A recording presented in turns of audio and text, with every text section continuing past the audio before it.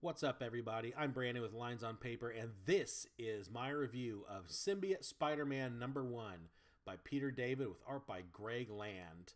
This book is a #1 new launch Spider-Man title for Marvel Comics. It is taking us back to kind of the late 80s era Spider-Man comics, where Spider-Man has just got back from the events of the original Secret War. He has been given the alien symbiote, the black costume.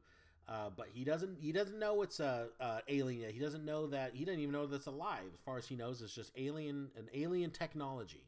And we're revisiting him at that point, and we're going to be kind of taking a re-examination of Spider-Man and his relationship with the original symbiote. Our story kicks off with Spider-Man going up against Mysterio.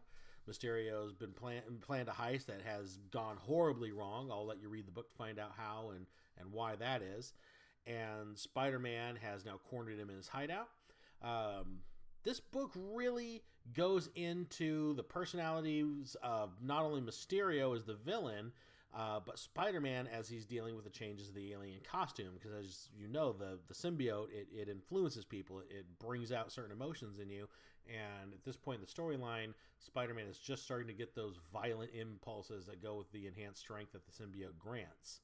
So Peter David does a really good job of humanizing not only Mysterio and his motivations and kind of giving him some backstory in this comic, but also Spider-Man with his newfound sense of confidence because he has all this new power that grants him from the symbiote, and at the same time dealing with the increased not Peter Parker-like behavior that's starting to come out.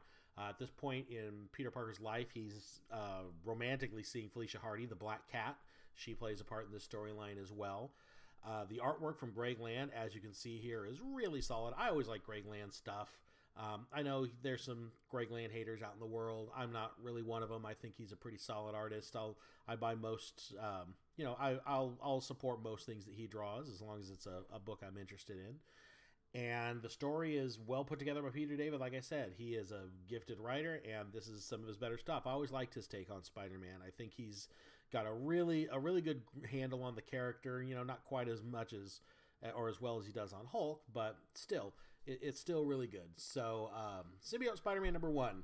I would definitely recommend this one. This was a fun era of Spider-Man, and I like revisiting some of these old eras of the characters and taking a look at them with fresh eyes. And this is supposed to be a story that kind of fell through the cracks of the main issue, something we didn't really get to see, and it's just going to add some nuance and some some perspective to the whole Alien Symbiote trilogy, or storyline rather. If you want to go ahead and check out more, there's graphic novels and trade paperbacks collecting the original issues of The Amazing Spider-Man back in the 250 or early 200s through mid 200s. I think you have the Alien Symbiote, so you'll have to check those out if you want to know more. And then, of course, Venom shows up, Amazing Spider-Man 300, and after that, there's plenty of stories featuring him.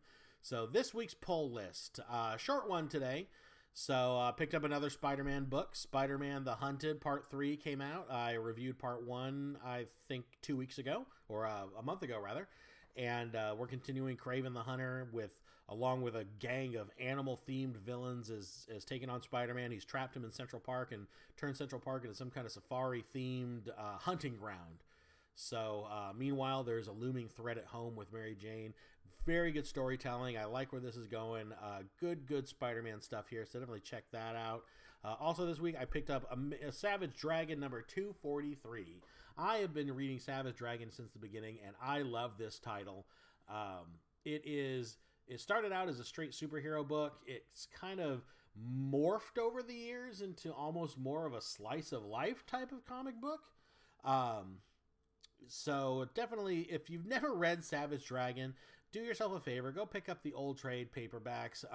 Dragon is really, you can jump in at any point, but he is best enjoyed from the beginning. I plan on doing a series review over the Dragon one of these days because it is one of my favorite titles. We'll really kind of dive into what's made this book so great over the years. It's definitely underrated. It's one of those kind of diamonds you find just sitting amongst the indie shelves. Fair warning, though, this book is rated M for mature, so under 18 probably should set this one down, but if you're a older reader, like more mature themes, sophisticated storylines, definitely pick this one up. This is a fun read. And that is all I got for this week, so I will be back with my spoiler-free review of the new Hellboy movie tomorrow. Be sure to hit like and subscribe to the page. Share, always helps me out if people share these videos. If you're in a position to help the channel grow, visit our Patreon account. And that's all I got. I will see you guys later. Bye, everybody.